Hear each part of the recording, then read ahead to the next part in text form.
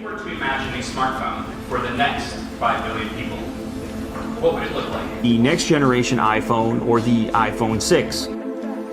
The One M8 from HTC. The Samsung Galaxy S5. And one of the things they were talking about is they don't want this to last a year or 2 years. They want this to last 5, 6 years. The Moto X, which to me was the surprise smartphone of 2013. The design and the physical way it feels in the hand is more important than ever. The build quality and the material choices. There's a lot of companies that think this is where there's some growth left in smartphones. Thousands of new products which promise to change the way we live are fighting for attention. Even at a preview event, the trends are clear. The developing world is getting quite spoiled here at Mobile World Congress. This is a prototype phone. Just about everything is controlled or connected to a smartphone. Hey guys, Tucker here from Fourth Meal Tech, and today we're going to be talking about all the smartphones of 2014. So in this video there's going to be kind of two different parts in the video. First is the smartphones that have already come out in 2014, and second is the smartphones that are rumored to come out in the second half of 2014. So let's get started with the smartphones that have already come out in 2014.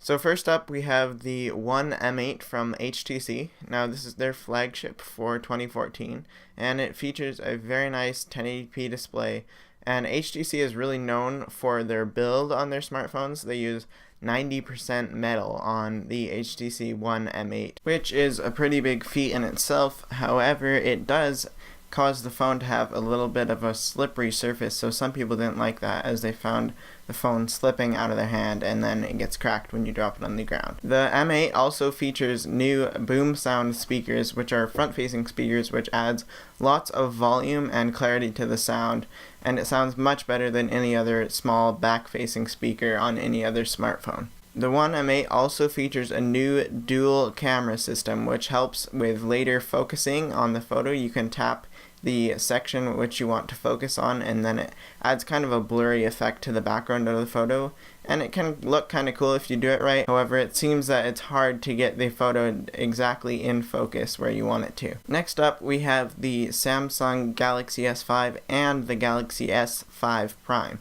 So the Samsung Galaxy S5 features again a nice 1080p display that seems to be a standard here in 2014, as well as the highest end specs you can get, and a new design compared to the Samsung Galaxy S4, which some people like, some people don't. It's a personal preference thing. It seems to have this little dimple texture sort of thing.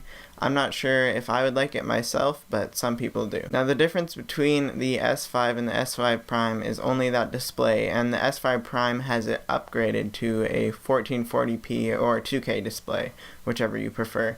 And I think that's a good upgrade. However, the time period in which Samsung released it was not very good, as they released the S5 and then only a couple months later they released the Galaxy S5 Prime. So Samsung could have improved on their timing with that one, but still nonetheless it's a good upgrade to the Galaxy line. A new contender to the smartphone category is OnePlus, and they entered the category by making the OnePlus One. The OnePlus One features a 5.5-inch 1080p display, so it's much larger than stuff like the Galaxy S5 and the HTC M8, and some people like having that. I personally feel like 5.5 inches is too big for especially one-handed use. I like to be able to use a phone just in one hand. It packs a nice 13 megapixel camera on the back with 4K video recording. The biggest feature with the OnePlus One is the price, because it competes directly with the Nexus 5 and the Nexus line altogether with that very low price point. It comes in at $300 for a phone with really high-end specs. LG released their latest flagship not too long ago, and it is the LG G3. Now this phone is the best of the best specifications. It packs nice design, a nice camera, nice specs, and a beautiful 5.5-inch 1440p display. I think what a lot of people like about the LG G3 is the very thin bezels on the side of the phone, as it adds one-handed use to the device, but you still get that nice large 1440p display to use. The LG G3 also has the highest end specs there is and a large battery to power that 1440p display. Another new contender to the smartphone category is Amazon, and they came out and introduced their Amazon Fire phone. Firefly is a feature on the phone similar to Google Goggles. If you've ever heard of that, I'll link an app down below that's called Google Goggles. Basically, you point your phone's camera at a product or an object and it'll give you a link to buy on the Amazon store. Now this is very good marketing for Amazon, because if you point your phone at something and it gives you a link to buy on Amazon, they just get more money. Now that is all for all the smartphones that have already come out in 2014, or at least the high-end smartphones that have already come out in 2014. So now we're going to shift over and talk about all the smartphones that are rumored to come out and that are going to come out in the second half or in the rest of 2014.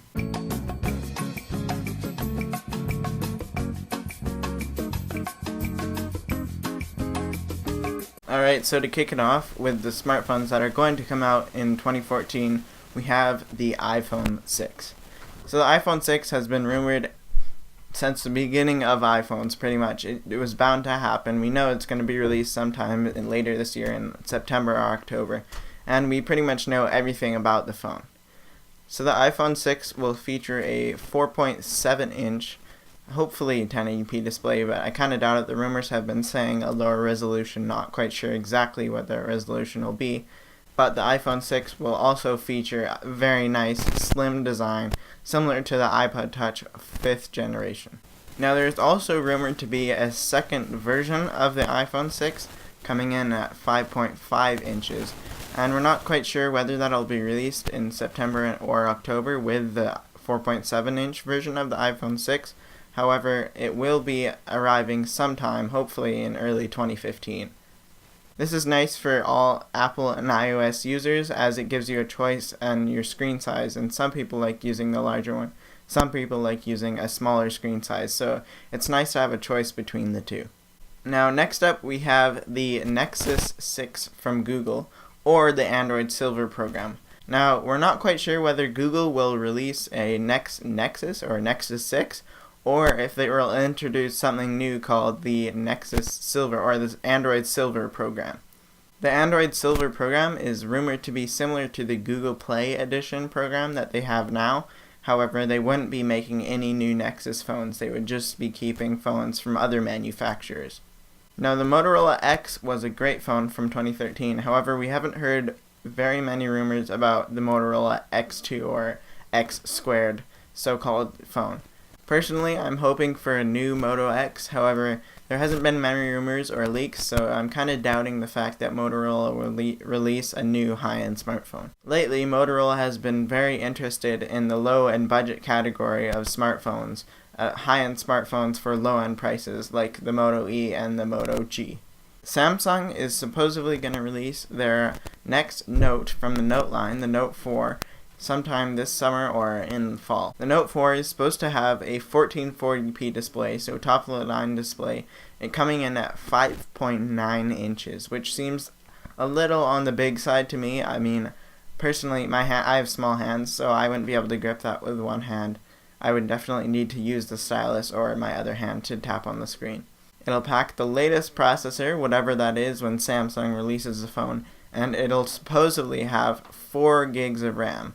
Now, I'm kind of skeptical about this because 4 gigs of RAM seems a little crazy, but then again, the Note line always pushes the spec line, so we'll see what Samsung has for us. The last phone that is supposedly going to come out in 2014 is the HTC One Max 2014 edition.